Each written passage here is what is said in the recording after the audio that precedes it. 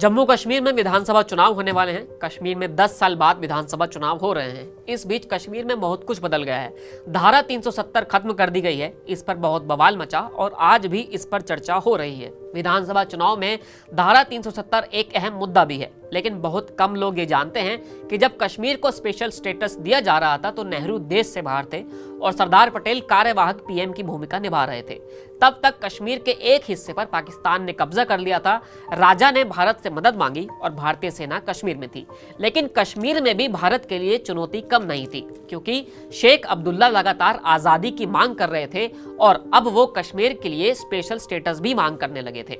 Special status को लेकर एक किस्सा शेख अब्दुल्ला और भीमराव अंबेडकर का भी है। डॉक्टर पीजी ज्योतिकर अपनी किताब आशीष दृष्टा डॉक्टर भाबाराव अंबेडकर में लिखते हैं कि शेख अब्दुल्ला ने कश्मीर के लिए विशेष दर्जे की मांग की थी, लेकिन डॉक्टर बाबा साहेब अंबेडकर ने साफ साफ मना कर दिया था। बाबा साहब ने अब्दुल्ला से कहा कि आप चाहते हैं कि भारत आपकी रक्षा करे, सड़कें बनाए, जनता को राशन दे और इसके बावजूद भारत के पास कोई अधिकार न रहे। क्या आप यही चाहते हैं? मैं इस तरह की मांग कभी स्वीकार नहीं कर सकता। अंबेडकर से नाराज शेख अब्दुल्ला तब पंडित नेहरू के पास जा रहे थे, जो विदेश जाने ही वाले थे। तब नेहरू ने गोपाल स्वामी अयंगर से कहा कि वो अनुच्छेद 370 तैयार करें। अयंगर उस समय बिना किसी पोर्टफोलियो के मंत्री थे। इसके अलावा वो कश्मीर के पूर्व दीवान और संविधान सभा के सदस्य भी थे। कश्मीर पर शेख अब्दुल्ला ही नहीं बल्कि पाकिस्तान की भी बहुत पहले से नजर थी।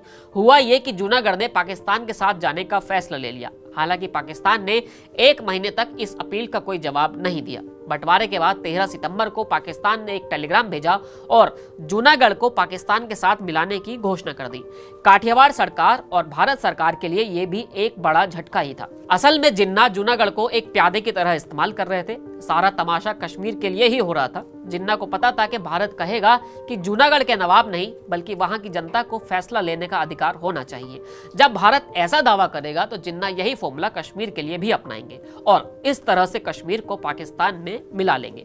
पाकिस्तान की योजना से भारत सरकार दुविधा में थी, क्योंकि जनमत संग्रह की बात वो करती तो हाथ से कश्मीर भी जाता। तब कश्मीर पर पाकिस्तानी कबीलों ने हमला नहीं किया था। कश्मीर में 4 भौगोलिक इलाके थे। उत्तर में गिलगित, दक्षिण में जम्मू, पश्चिम में लद्दाख और मध्य में कश्मीर घाटी। जम्मू में हिंदू आबादी ज्यादा थी, लद्दाख में बौद्ध और जबकि गिलगित और घाटी में मुस्लिम आबादी की संख्या ज्यादा थी। जनमत संग्रह होता तो कश्मीर का पाकिस्तान में मिल जाने का डर था। इसी मुस्लिम आबादी के भरोसे शेख अब्दुल्ला ने all Jammu and Kashmir Muslim conference का गठन किया था। बाद में इसे सेक्युलर बनाने के लिए 1939 में इसके नाम से मुस्लिम हटा दिया गया और केवल नेशनल कॉन्फ्रेंस नाम रखा गया, जो आज भी कश्मीर की सबसे बड़ी पार्टी है। शेख अब्दुल्ला के बेटे फारूक और पोते ओमर अब्दुल्ला भी कश्मीर के मुख्यमंत्री रह चुके हैं। फिलहाल इस वीडियो में इतना ही। फिर मिलेंगे नए वीडियो के साथ। शुक्रिया।